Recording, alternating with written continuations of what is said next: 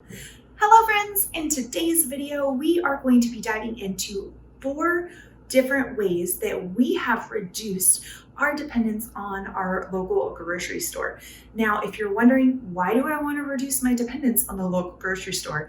A couple reasons that we have done it is, one, we would much rather support a local farmer directly than have to go through all of the middlemen so that they get more money directly in their pocket. 2, that tends to save us money in our pocket. And 3, of course, the closer you can get it to the original source, the fresher that product tends to be.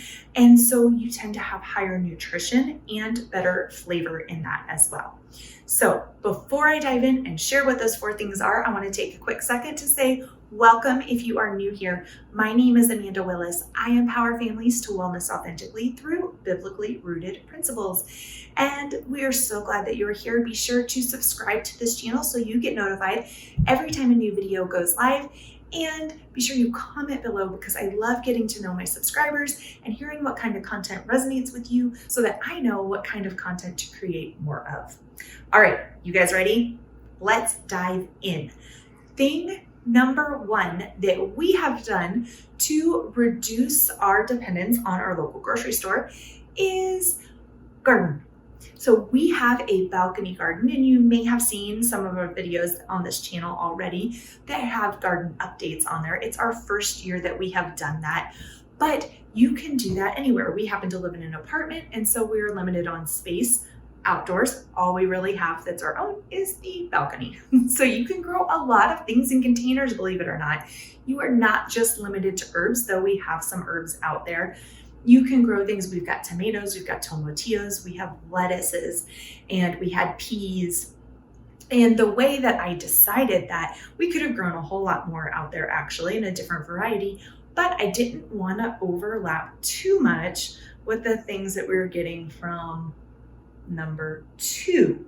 Okay, so number 2, the second thing that we have done to reduce our dependence on the grocery stores is CSA or farmer direct. So a CSA, if you're not familiar with that, is community supported agriculture, which means you, the community, the citizens around the area of the farmer are going in together into a share of whatever is produced by the farm, and you get, in exchange for your purchase of the share, you get a share of what is produced that year from the farm. Now, of course, that means some things are dependent upon weather. Like our share, our big produce, I should say, share that we're doing this year, that's vegetables and fruit. And then we also have honey and some eggs in that share as well. The fruit trees in Palisade got hit really hard last year with some hard freezes and things, and one of the farms lost a whole lot of their trees, which unfortunately means that our fruit share, though we paid ahead of time, we're not going to get the same return on that share this year. However, that money is still going to the farmer and the orchards, and that means that they still have income to support their farm and to get it going for future seasons again and recover that. So that then some years you end up with a crazy abundance of produce coming back in that CSA as well. So you are a little bit at the mercy of what the weather does, but you are when you garden as well. And honestly, so is the grocery store in different ways. They just tend to change pricing and you don't notice it as much. So like I said, we've got a lot of our produce coming from a CSA. We are part of a meat CSA with one of the other farms here that produces pork and lamb and chicken with regenerative practices, and they do such a great job in pasture raising all of their animals. And we get, essentially, it's kind of like if you were to buy a whole animal, like you can buy a whole cow or a quarter cow or a half a cow. Cow's just the most common that does with that, but you can do that with different animals too as well, but you have to have freezer space for it. The beauty of this CSA meat share is that we get a share every month, and it's a mixture of all 3, the pork, lamb, and chicken. I don't know why I always forget chicken in that one, but pork, lamb, and chicken, it's a mixture of that. And we don't have to have the freezer space for the whole animal. We get it kind of divvied out throughout the year, though when you round out the whole year, end up getting cuts from just about the entire animal.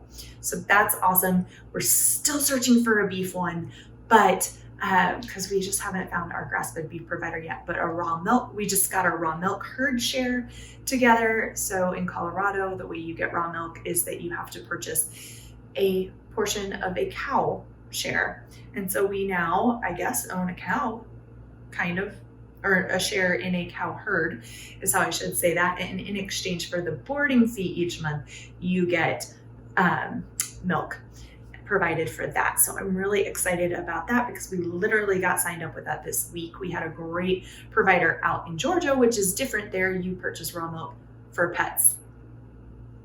In some states, you can purchase it for humans on the shelf. In other states, you have to kind of find a way like this. It's very dependent on your state legislation, and I will pop a link in the comments below, or description below, excuse me, and that kind of breaks down each state's regulations and where you can find real milk near you. All right, moving on. So we've got our CSA or Farmer Direct for that. We have our garden. Number 3 is farmers market. And this one is super, super common. A lot of people shop at farmers markets, and it's a great way to find your CSAs or your farmers that you want to purchase direct from.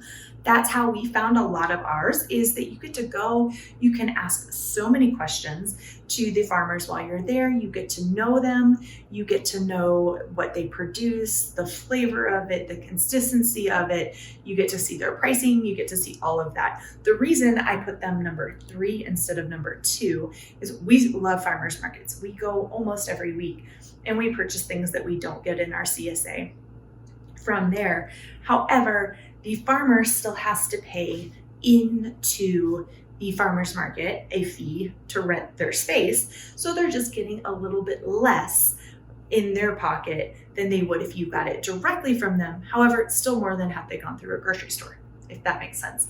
So I like using farmers markets because it's still supporting a lot of local agriculture and a lot of your local producers and your local economy, while also getting really fresh things into your body, high in nutrients. A lot of them were picked the day before or the morning of, even sometimes, not as frequently in like morning farmers markets because they have to be there really early to set up. But I digress. All right, moving on. Thing number 4 that we have done to reduce our dependency upon local grocery stores is, or the big chain grocery stores is really what I should say, but is using Azure Standard. Now, Azure Standard is a family-owned co-op, essentially, and they deliver product all across the United States. They have drops that you can participate in, and they drop at homes in different neighborhoods throughout the US. I love getting our pantry staples from Azure. We have actually only been using them for about 6 months, I'd say, but we have had extremely great experiences with them as far as the availability of their products, what we're looking for in different sizes. So you can choose whether you want a small size or if you're wanting to increase and do some bulk purchasing so that you have a well-stocked pantry and are ready for emergencies. That's an option with them as well. So you get to choose the different sizing. And then I love that you're not having to pay shipping directly to your door for that, because you're buying some really heavy things sometimes, and you can pay a portion of the cost for the truck to deliver it, if that makes sense. So you kind of split that amongst a lot of people and the cost comes out a lot better for you. So that is a great option. I am now actually an affiliate with Azure Standard, and so I have the ability to offer you guys a deal.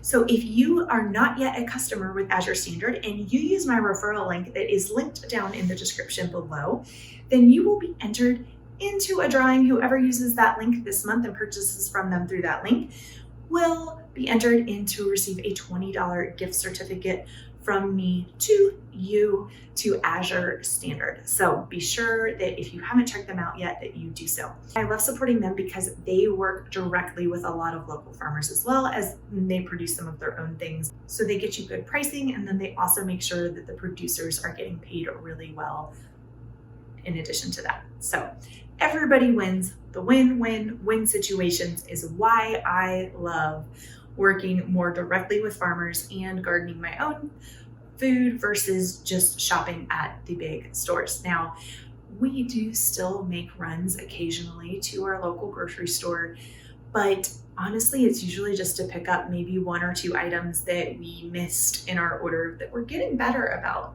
doing that more consistently.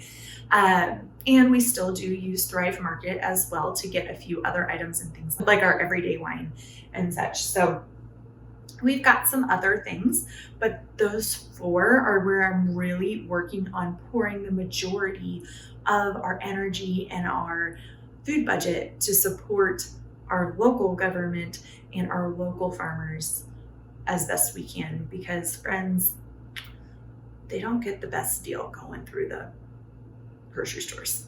So hopefully you guys found those tips helpful as well. If there's anything you are doing to reduce your dependence upon local grocery stores that I did not think of, please share those with us in the comments below. And until next time, take care, friends. Cheers.